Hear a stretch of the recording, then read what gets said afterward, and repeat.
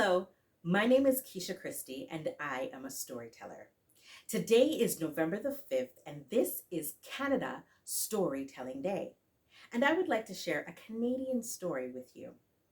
This story is called Crow Brings the Daylight. Long, long ago, when the earth was new, the Inuit people lived in the vastness of the north, and they lived in darkness. They hunted in darkness. They cooked in darkness. They gathered together in darkness, and they were happy. The ancient crow came to visit the village and told them for the first time about daylight. He explained all about it, told them all of the things that daylight was able to do. Now, the crow traveled to the northlands and to the south, and he was able to tell them the differences between living in night and living in the day.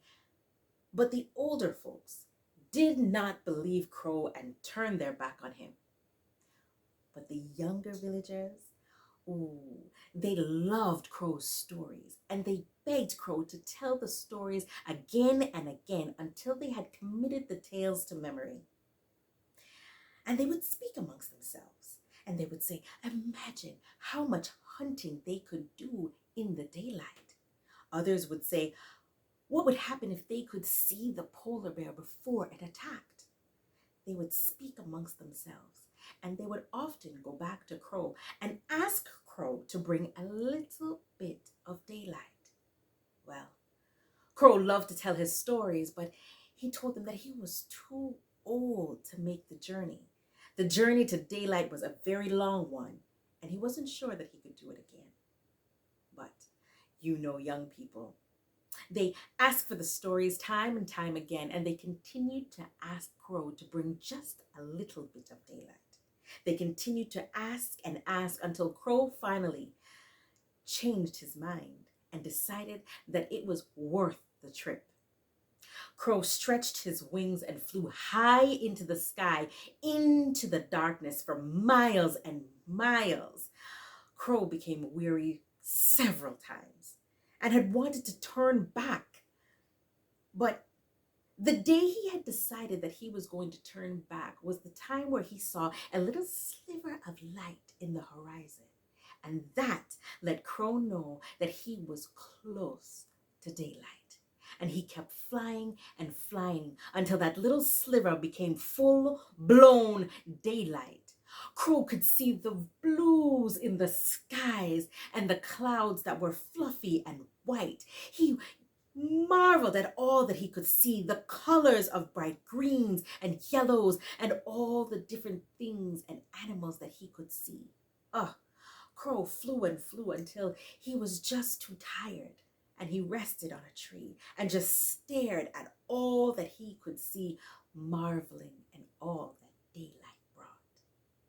When Crow finally looked down, he realized that he was beside a village, which was next to a wide river. And he continued to watch and observe the beauty of daylight when he saw a young woman who came from the village to the river.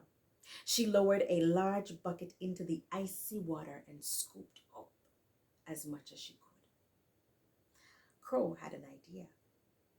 As the young woman turned to bring her bucket back to the village, Crow turned into a tiny speck of dust and fell out of the tree and landed onto the cloak of the girl who was going back to the village. Well, this young girl just happened to be the daughter of the chief of the villagers, and she walked into her home and put down her bucket. As Crow looked around the room, he could see the furniture and he could see a young boy on the floor. As he looked even more, he saw a box in the corner with bright, glistening rims. Daylight, Crow thought. And as he looked there, he knew he had to get the daylight. And so Crow fell off of the girl's cloak onto the little boy's shoulder and then came up into his ear. Instantaneously, the little boy started to fuss for that foreign thing in his ear. He started to cry. And the chief, who was the doting grandfather, rushed into the room to see what ailed the little boy. The little boy cried, and Crow said, "Tell him you want to play with a ball of daylight." And the little boy rubbed his ear thoughtfully and repeated what Crow had said. And so the chief called his daughter to bring the box of daylight. And he opened the box and he tied a string around the ball and gave it to the little boy, who began to play with it on the string. And Crow scratched again. When Crow scratched, the little boy began to fuss once again. Ee! His ear began to hurt. And Crow whispered, "Tell him you want to play outside with the ball." And again the little boy repeated what Crow had said. His loving grandfather scooped him up in his arms and took him outside with his worried mother in tow. As they got outside into the vastness and the beauty of the day, Crow came out of the little boy's ear. In his original form as Crow, he grabbed onto the string wrapped around the ball of daylight and flew high into the sky. He flew up and up and up until he could no longer be seen by the family.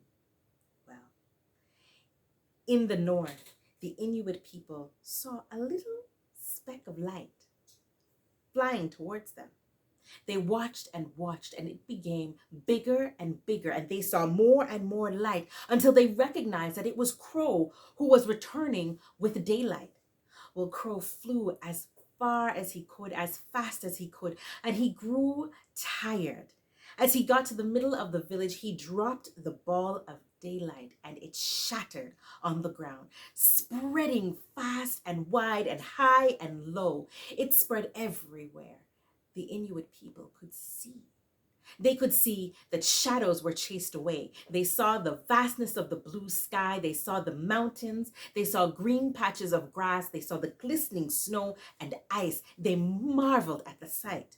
Well, Crow came worried and he explained that he was so sorry. He was only able to bring one ball of daylight, so the darkness will return.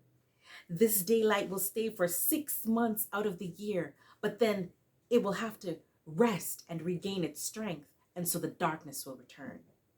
The Inuit people were so grateful. They said, "Crow, before you brought us this daylight, we lived all our lives in darkness, but now we have light." And they were so, so grateful.